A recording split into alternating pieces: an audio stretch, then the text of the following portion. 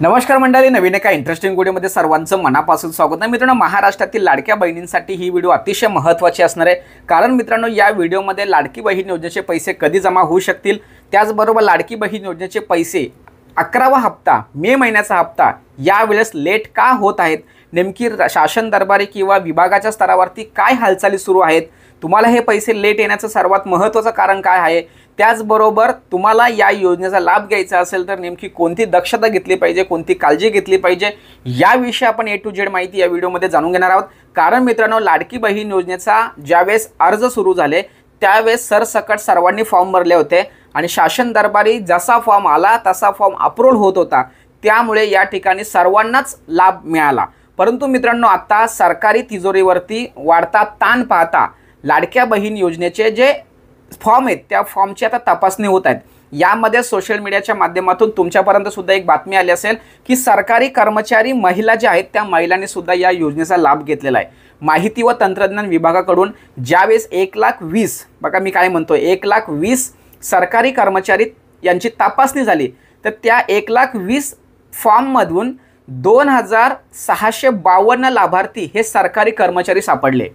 आता या ठिकाणी मी तुम्हाला सर्वांना सांगतो की अद्याप 6 लाख लाभार्थ्यांची तपासणी होणार आहे। हे लाभार्थी कोण आहेत? सरकारी कर्मचारी। म्हणजे अद्याप 6 लाख कर्मचाऱ्यांची सरकारी कर्मचाऱ्यांची तपासणी होईल, तिथून जो आकडा बाहेर निघेल त्यानंतर तुम्हाला हे पैसे मिळणार आहेत। त्यामुळे मे महिन्याचा जो 11वा हप्ता आहे तो तुम्हाला यावेळेस लेट मिळणार आहे। असं सांगितलं जातं की वटपौर्णिमेच्या दिवशी किंवा त्याच्या अगोदर 1-2 दिवसापूर्वी तुम्हाला हे पैसे मिळणार आहेत। याविषयी अद्याप अधिकृत माहिती पब्लिश झालेली नाही आहेत, फक्त संबंधित अधिकाऱ्यांकडून याविषयी वरवरची माहिती मिळालेली आहे, ती माहिती तुम्हाला या ठिकाणी सांगितलेली आहे। त्यामुळे लाडकी बहीण योजनेचा या महिन्याचा हप्ता हा लेट येणार आहे। जोपर्यंत या 6 लाख सभासदांची किंवा 6 लाख अर्जांची तपासणी होत नाही तोपर्यंत मात्र या योजनेचा हप्ता तुमच्या खात्यात जमा केला जाणार नाही, हे मात्र या ठिकाणी स्पष्ट आहे। आता या ठिकाणी अतिशय महत्त्वाचा प्रश्न निर्माण होतो असा की लाडकी बहीण योजना ही मतदानासाठी आम्हीच दिलेली योजना आहे का, असं सुद्धा या ठिकाणी म्हणावं लागेल। कारण मित्रांनो बघा, लाडकी बहीण योजना ही वाईट नाही आहे। लाडकी बहीण योजनेमुळे अनेक लाडक्या बहिणींना खूप मोठा फायदा होतोय। ज्या निराधार महिला आहेत त्यांना सुद्धा या पैशाचा खूप फायदा होतोय आणि त्यांचं कुटुंबामध्ये एक चांगलं दिवस यायला सुरुवात झालेली आहे। त्या पैशामध्ये त्यांचा उदरनिर्वाह किंवा त्यांच्या गरजा भागवल्या जातात, ही वस्तुस्थिती आहे। महाराष्ट्रामध्ये त्या पद्धतीने वातावरण सुद्धा आहे। आपण त्या योजनेला वाईट म्हणणार नाही। मात्र ज्यावेळेस ही योजना सुरू झाली किंवा घोषणा झाली त्यावेळेस जे फॉर्म भरलं गेलं, तर ते फॉर्म भरताना सरकारी कर्मचारी सुद्धा फॉर्म भरतायत, हे सरकारी अधिकाऱ्यांना माहीत नव्हतं का? म्हणजे तेवढंही पारदर्शकता आपल्यामध्ये नाही का?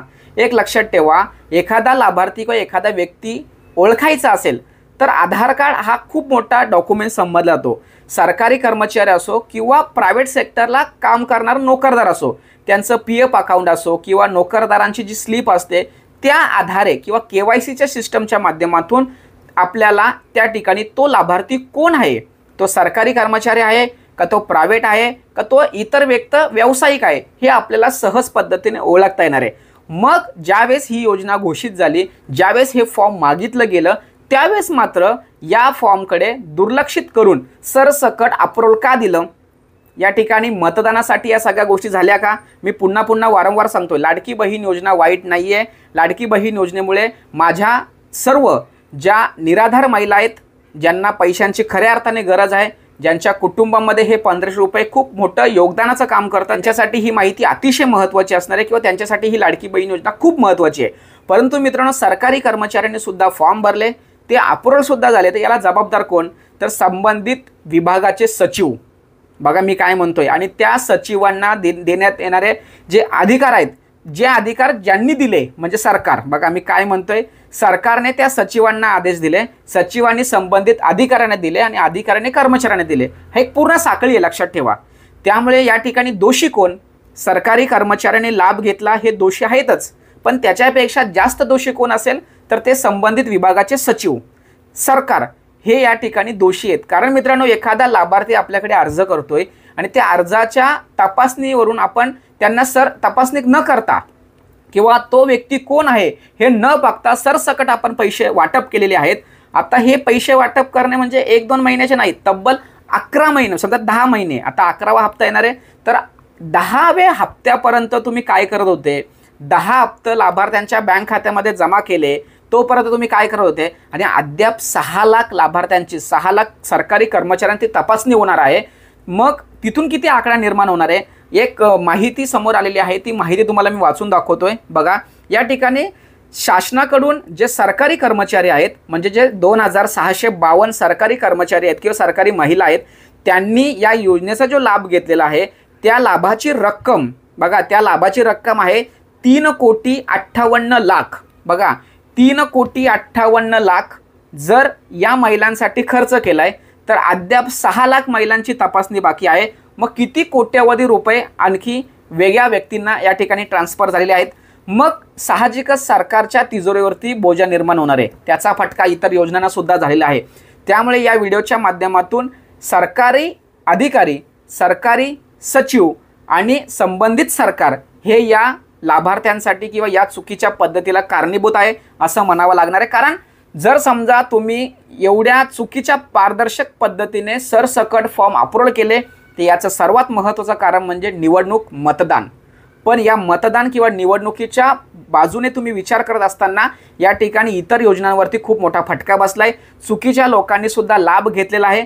तर याला जबाबदार त्या महिला नसून तुम्ही जबाबदार आहेत, सरकार जबाबदार आहे असं या ठिकाणी म्हणायला काहीच हरकत नाही आहे. अशा पद्धतीने मित्रांनो, या व्हिडिओच्या माध्यमातून या ठिकाणी तुम्हाला एवढंच सांगणं आहे की लाडकी बहीण योजना, त्या योजनेचा 11वा हप्ता, मे महिन्याचा हप्ता यावेळेस लेट येणार आहे.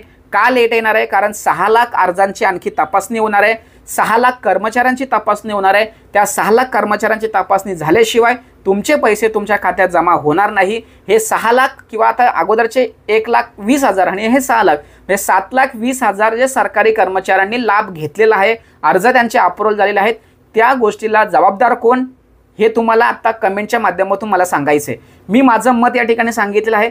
तुम्हाला काय वाटतंय तुम्ही सुद्धा सर्वांनी कमेंट्स करायचे आहेत की या गोष्टीला जबाबदार कोण, सरकार की त्या सरकारी कर्मचारी की संबंधित सचिव, नेमके जबाबदार कोण आणि ही योजना कोणत्या दिशेने राबवली गेली हे सुद्धा तुम्हाला या ठिकाणी कमेंटच्या माध्यमातून सांगायचं आहे. अशा पद्धतीने मित्रांनो, लाडकी बहीण योजनेचा हप्ता कधी येणार, तो लेट का होत आहेत आणि सरकारी किंवा विभागाच्या लेवलला लाडकी बहीण योजनेची परिस्थिती नेमकी कशी आहे याविषयी A to Z माहिती या ठिकाणी समजावून सांगण्याचा प्रयत्न केला आहे. सदर व्हिडिओ, सदर माहिती महाराष्ट्रातील सर्व लाडक्या बहिणींसाठी अतिशय महत्त्वाची असणार आहे, इन्फॉर्मेशन टाईप असणार आहे. त्यामुळे ही माहिती त्यांच्यापर्यंत पोहोचवण्यासाठी सहकार्य करा. भेटूया पुढील व्हिडिओसह. तोपर्यंत धन्यवाद. जय हिंद, जय महाराष्ट्र.